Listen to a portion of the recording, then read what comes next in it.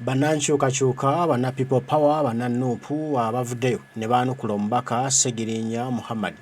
Ebigambo byavuddeyo n'ayogera olunaku olwaleero nga yatwala ku kisaawe Entebbe bw'ayambalidde omumyuka w'omwogezi w'ekibiina kya National Platform omukulu Waiswa Mufumbiro n'agamba mbu talinnyanga ku mulambo gwe, talinnyanga ku kufa kwe, talinnyanga ku maziika ge.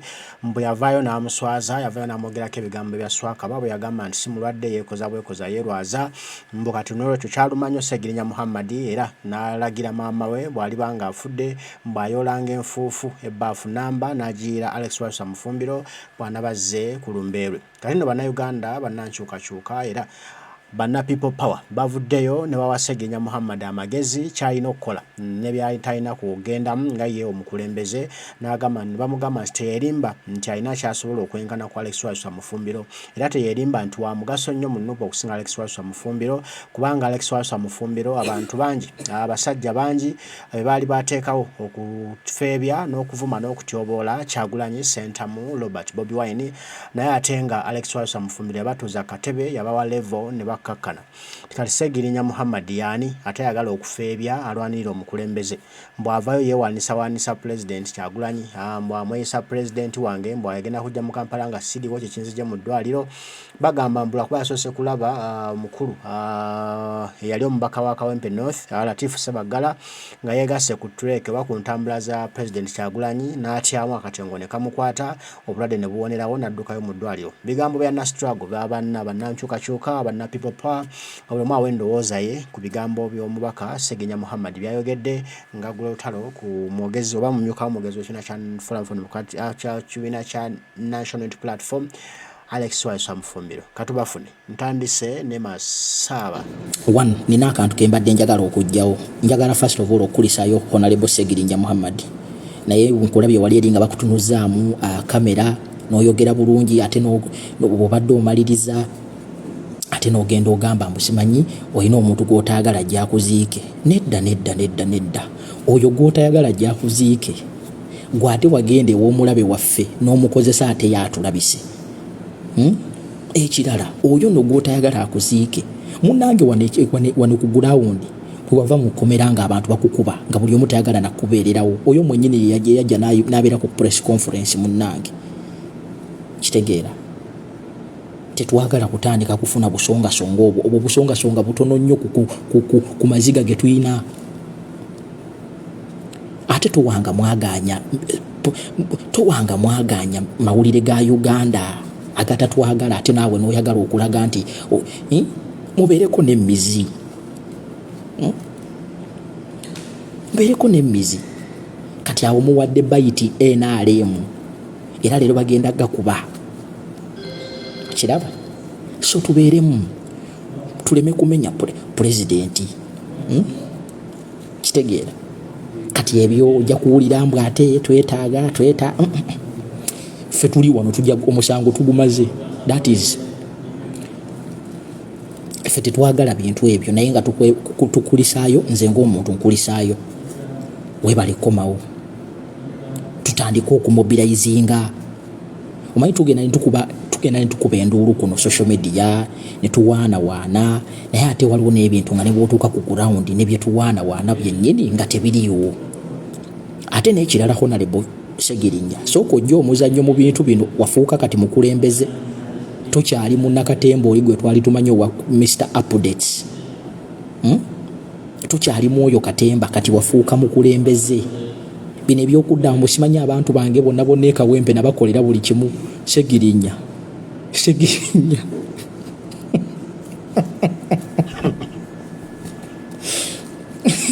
mbw abantu bange baali tebalina kye bammanja. Ssegirinya va mu buzannyo nno naawe.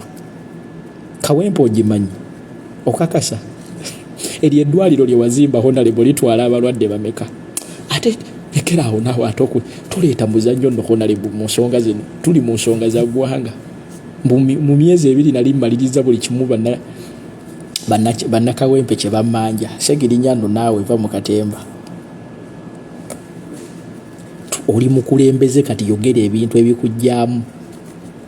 Owulidde Honorable naye nga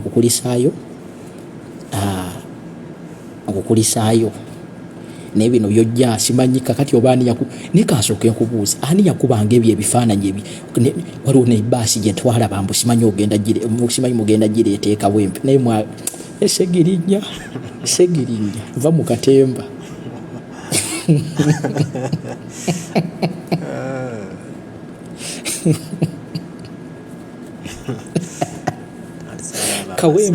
kawempe osobola giwa ebintu mu myezi ebiri naye bange ematidde saagalirako ddala lwakuba nti saagala genda yeeyo naye tuconcentratinge ku bintu ebimotivating abantu okulaba nga tujjako Museveni.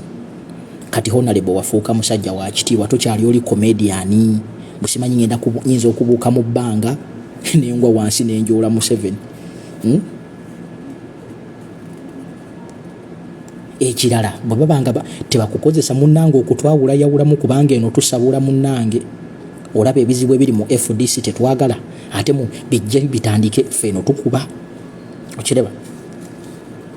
Naye size wano kwogera mu bubi era temunkwata bubi naye ngenda kusaba Honorable nti ebigambo ebimu bobanga wasinga obadde oyagala ku addressinga deputy spokesperson naye wandigenze n'okola live ate kati gwogenze mu mawulire kubanga si buli muntu nti abeera ku live temutuuka toteekawo mbeera nti waliwo obukubagano kubanga oyo gwogambye munnange nze nzijjukira wano abantu baali tebakyakwesiga era wanoonya abakulu bonna abasobola okubeerawo ku press conference tewali yajja yadde omulema era abantu abajja yali oyo Alex Waiswa Mufumbira. 19 opened one. What about is there? 19? Yeah. I think we opened it. What about me? So eyo si ensonga no by the way ndeese nze ensonga yange ndeese eriyemu njagala okwebaza abantu abawangalira mu America bannange mwakikubye. Masaba media channels ebigambo bye bityo obubaka bwawadde omukulu Ssegirinya Muhammad nga yakakomawo wavuddeyo n'agamba nti omumyuka w'omwogezi wa National Platform omukulu Alex Waiswa Mufumbiro mbu yamwogerako ekigambo ekinene gemagezi geego gamuwadde ye nga ye kati tulina muganda waffe Navas sinzidde mu ggwanga lya South Africa I think ajasinzidde naye obubaka bwe nga buwolekeza omukulu Ssegirinya Muhammad ebya Navas bikambwemu ebimu bikalubamu naye mujja kunsonyiwa kufuna ababaka bwe eri omubaka Ssegirinya Muhammad tulabe ate bye kyagamba Navas sinzira ku basawo kye bangambye manyi nja musooka okufa tajjanga okunziika. Well, enembizi Navas enonya safe landing to NRM airport. Ssegirinya ononya ngeri gyolandinga mu NRM naye katukuyambeko tugikuwe kitegeera ekisooka sente za NRM zikumenya wala sente z'omusajja zikumenya ekyokubiri si gwasoose okulwala bwana gundi ate oba ofafa tufiiriddwa abaana twafiirwa gundi wano gwe baatomera emotoka nemuyitako franka sente za bakyeyu ne baani tufiiriddwa si gwasoose okufa man hero gyatumanyira ekirala eyo sympathy card gyoyagala okupuleyinga awo twavaawo dda ojja siruwaza bikadamu ebyo bisirusiru nkiddamu waliwo bikadamu ebisirusiru ebyokwata obujega byogenda osiriwaza naye mulimu bakadamu abagezi abakubuuka ekyo obadde okimanyi ebyo oyo gasiyawo gwolimu ojja muzanya nebikadamu byo ebisiru ate sejjusa statement zenjogera Ssegirinya mirempekezo kitegeera in the first place inze siyinza kubeera nti ndekawo Alex Waiswa Mufumbiro a man whose land a man ayogera n'owulira nti omusajja oba spokesperson ayogedde and I stand with this idiot ataasoma talina mpapula ebintu ebijingirire byanassa n'okubeera mu palamenti Anita Mungu yakuyamba igwa tasobola nakuwandika mannya go Ssegirinya Muhammad. Ssegirinya Muhammad nsiba oba osobola n'okukola signature ng'olina signature oli wa kinku mu kuteekako kigalo. Yani idiot oli musiru era twakola loosi MP bananga atava mu kamera nga yasaamirira buli kaseera atama. Twakola loosi kino ekisajja kyali kirina kubeera eri mu kyalo, kyali kirina kubeera kichairman RC1 ye Ssegirinya. Naawe kinewuunyisa okubeera nti ebigambo byonna Alex Waiswa Mufumbiro bye yakozesa yabyogera mu Luganda, naye ndowooza era weetaaga omuntu okunnyonnyola mu Luganda otegere ebigambo Waiswa Mufumbiro bye yayogera, kubanga yani idiot oli musirusiru. Kitegeera ekisooka byonna Ssegirinya nga tonnaba okubulaminga Waiswa Mufumbiro tuzza akatambye mabega ngabo wana Bobi Wine ate mwegenze bire bisajja ebera byayo kyedda kati kikomyewo mu kamera mbu kisusuta Bobi Wine ngabo wana Bobi Wine nti simanyi president wange wakimanya bulungi ti Bobi Wine gyali wavaje wave Uganda ng'ogenza okujjanjabwa tulina gwe wanotisinga nkootinga bigambo bya leader of opposition mata yasimpuuga tewamunotisinga nti ogenze tewanotisinga Secretary General Bumbuya ne mukama we yennyini Bobi Wine goli mutuwandya tewamunotisinga n'okwate kuwo n'otambula n'ogenda. Okitegeera bwe wagenda bwe byayerondekerayo gwe nga bw'ogamba mbuuza mu bonna be wali olina okudiringa nabo okubira amasimu mu okute mbale mujje ku biraivu okulabisa Bobi Wine nga bw'atakujjanjaba wali nakogana na Muhammad Nsereko ng'okimanyi bulungi nti Muhammad Nsereko he envies Bobi Wine tayagalirako ddala ku Bobi Wine tamwetaagirako ddala okimanyi gwe kennyini era ovudde ebbanga okola videos nnyingi ng'oyogerako Muhammad Nsereko omulumba ng'okimanyi bulungi tebakwatagana tayagalira ddala Bobi Wine Muhammad Nsereko awe waavu obuzibu oyagala kutugamba nti Waiswa Mufumbiro ye yakutuma okukute ne Muhammad Nsereko togera siruwaza abantu gwe kisajja gwe mwana fena tetuli basirusiru nga bw'olowooza kitegeera obuzibu obumanyi Ssegirinya katukikuule kino onze kankikubuulire wanyampanyamba adarasita fena tukimanyi tokyalina kyotugamba leka kuvayo mu kamera kujja nga otukuba bebejjagalo ebyamagi g'empogola totukuba bebejjagalo totusesemera Ssegirinya okitegeera ffe tetuvunaanyizibwa ku busiru bwo nnyoko yabuvunaanyizibwako okitegeera tetuli basiru gwe nga bw'olowooza bwana Ssegirinya kwata obusirusiru bwo nnyoko yabuvunaanyizibwako aye nekirala nakirabye ng'omutima negunnoma nebuuza ani agenda okubeerayo simanyi nga Kyagulanyi pulezidenti wange aze ekawempe bwana gundi ne bwoneetega emirundi 5 eyo constituency yo tujjajiwa Masaba Faustin todda nkikuddiramu tujjajiwa Masaba Faustin todda okitegedde beera wanyampanyampa ate tokyalina kyotugamba Ssegirinya si gwasoose okulwala mbwera abasawo ne baŋŋambye simanyi you could see an idiot even Ragu yali si wakuwona ng'akimanyi naye bameka abaavaayo batandika okwogera ku bulamu bwa Evelyn Ragu abantu bangi mu Uganda bazze balwala nga si bakuwona era nga bakimanyi mwali muliddeko omuntu addaawo batandika okwogera ku bulamu bwe Hussein Kyanjo yali si wakuwona yali akimanyi naye emirundi emeka mwamuwulirako ngazze mu TV mu kamera atandika okwogera ebintu ekisirusiru ebikwatagana ebintu. This man is an idiot. Tekirina magezi.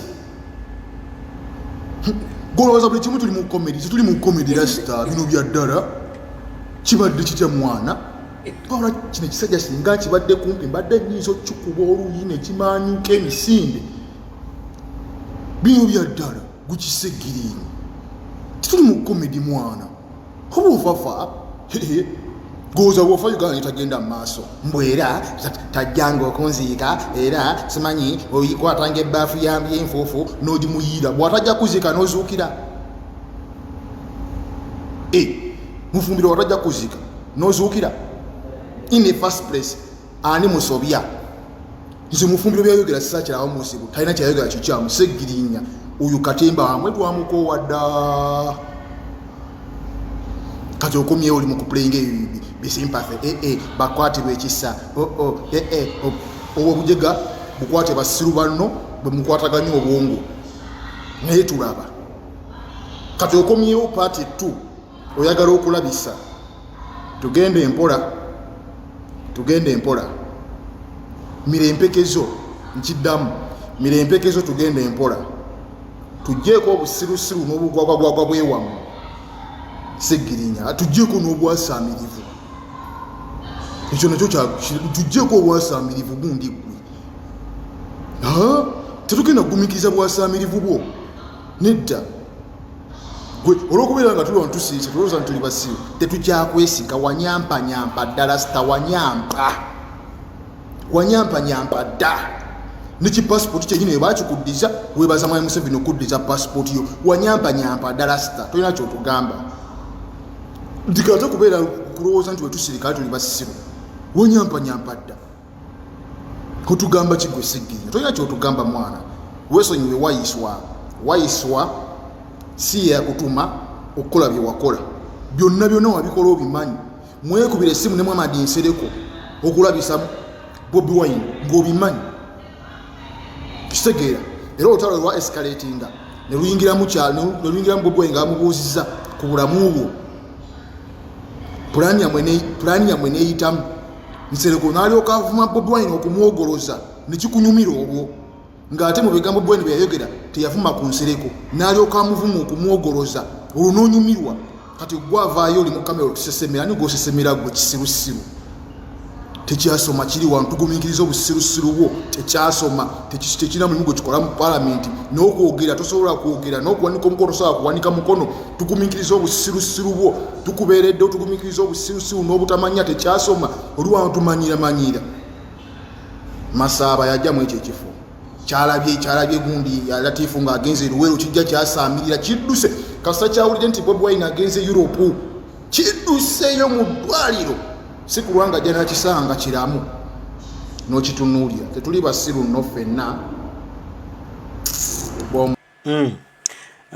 muganda waffe Navas bwebyo ye ndabayo ebintu bwagiraba olulimi lwe si lugonvu nnyo lukalubu naye nga tumunenya Bannayuganda bangi banyiiga dda obusungu bwabasukkako olw'embeera gye balaba mu ggwanga Uganda nga bentaze okulaba ku Uganda ennungi abaana bangi bafiiridde mu mbeera eno ne balaba omukulembeze ng'ataddemu katemba abantu banyiiga balumwa kuba Ssegirinya Muhammad okuvaayo n'ateeka omusango ku Alex Waiswa Mufumbiro nga Alex bwe yamuyisaamu amaaso nga bwe yamutyoboola nga bwe yamulabisa nga bwe yawakana nti nno si mulwadde yeerwaza n'atasooka kubuuza nti Alex Waiswa Mufumbiro okwogera ekyo nti neerwaza akijje ku ki kuba tulinawo ebintu bya mirundi ebiri oli mukulembeze oli ku kaadi ya National Unity Platform kyekibiina kyo ky'osubscribingako n'olwala n'ofuna obuzibu n'otakigamba n'opostinga ku social media zo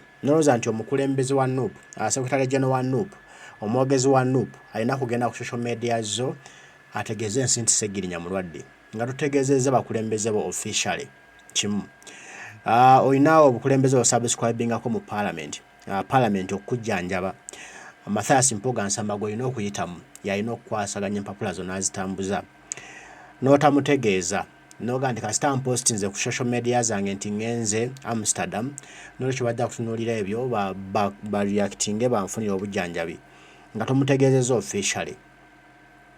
Ekyokusatu gwe nga gwe Ssegirinya Muhammad tovuddeeyo kugenda kutegeeza parliament nti Mpuuga simwagala ab'ekibiina sibaagala ne parliament n'olema okugenda ogitegeeza ekole process ekujjanjaba n'osalawo n'ogenda bibyo n'olowooza nti kasita wapostinze n'olwekyo parliament ejja kujjanjaba ekyo nga nakyo tukimaze gwera nga Ssegirinya n'olaba nti omuntu yekka asobola okuyamba mu kintu kino ofune obujjanjabi era parliament okususira obujjanjabi alina kuba omukulu Muhammad Nsereko nti alina okuyamba yekka gw'omupiira oguliwo ogusobola okuyamba okufuna obujjanjabi bwa parliament nengo ino obukulembeze wa subscribing ako Nuupu togigambye eyandibadde egamba Mpuuga mangu nnyo n'akikolako Mpuuga naye tomugambye eyandibadde agenda mu parliament n'akikolako ku lulwo ne parliament tewegenzeyo gwe nga gwe kubyegoberako then ani yali alina okikolerako n'osalawo nti Muhammad Nsereko ayinza okuwakana Ssegirinya ono nti ye yategeeza abantu naye njaga tugende ku page ya y'omukulu Mathias Mpuuga Nsamba ebintu bino yabipostingayo n'ategeeza ensi nti omukulu Ssegirinya Muhammad tabategeezangako ne mu parliament wali abadde akimanyi nti ddala yali alwaddeko oba nti alina obulwadde bwonna obumuluma era nti tali mu ggwanga nti tewali n'omu abadde akimanyi nti n'olwekyo ke bakitegedde batandise okukola enteekateeka okulaba nga ajjanjabwa kati okubanga gwe twategeeza bakulembeze n'osobola nti abakulembeze bo bajja just kuloota buloosi nti oli mulwadde nti olina obuzibu osaana okuyambibwa naye ng'ate gwe tewategeeza abantu bakulembeze okulaba nti baako kye bakola olw'okuyamba gwe ojjanjabwe kankuwe naddala ebigambo bya Mathias Mpuuga Nsamba ng'ayogera ku nsonga Secondly, I am in close contact ng'ayogera ku nsonga yo omukulu Ssegirinya Muhammad nti tewayogera naye olw'okuba nti wadde tewayogera naye olwa kitegedde nti oli mulwadde weetaaga obuyambi era n'akireeta mu parliament ati gwe olwokoveyo ogambe nti oli yakola ensobi eyavayo n'ayogera ensobi yo nti lwaki okolagana n'Ensereko ntakolagana na Mpuuga ntakolagana nange Waiswa ntakolagana na Ssenyo ntakolagana na Bobi Wine Kyagulanyi notakolagana na Secretary General David Lewis Rubongoya notakolagana na Katana avunaanyizibwa ku bya finance nosaba nti gojja kukolagana n'Ensereko awo wali ekibuuzo kyotannaba kuddamu era omwana akikubuuza ku kisaawe Entebbe tokizzeemu okyebulizabulizaako mulabe papula zino osimanya Nsereko osimanya notakyonnyonnyola awo wali omulamwa kankuwe Mpuuga mu parliament ayogera ku nsonga. Thank you for your kind indulgence, Right Honourable Speaker. For the record, what the Speaker has read is the procedure. Secondly, I am in close contact with the Honourable Ssegirinya. I have spoken to him this morning. He is indeed in very bad state. Even acknowledges the fact that he did not communicate properly, but he needs help. And we are working backwards to make sure that help is accorded. Very important that is helped. And I can confirm that he is in hospital and therefore help should be extended. I am in contact with the clerk's office to ensure that we work backwards to see how much can be done to support him. But Mr. Speaker, sir, we need, in view of this challenge, it brings into perspective a complaint I have heard from a number of members.